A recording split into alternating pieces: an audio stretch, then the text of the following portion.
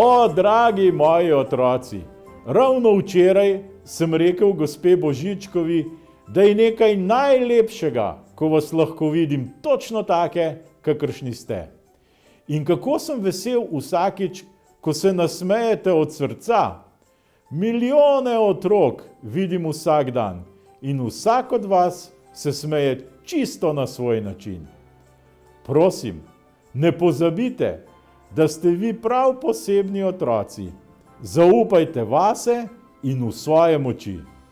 Namreč hitro lahko pozabite, kot naš jelenček Rudolf, da ima vsak nekaj, kar ga dela posebnega.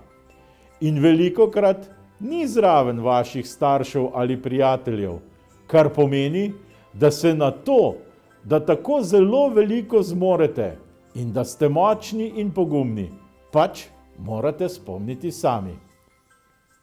Kadar se jaz ne počutim najbolje ali pomislim, da mi kaj morda ne bo šlo, potem iz žepa potegnem en poseben listek. Na njem piše: Božiček, dobro si, zmogel boš in vse bo še v redu. Grem nekam na samo, nekajkrat si ga na glas preberem ali pa na potiho. In tako se zlahka spomnim, da bom zmogel tudi najtežje naloge in upravičil velika pričakovanja vseh vas, milijard staršev in otrok, mojih prijateljev, palčkov, jelenov in drugih. Tako enostavno je.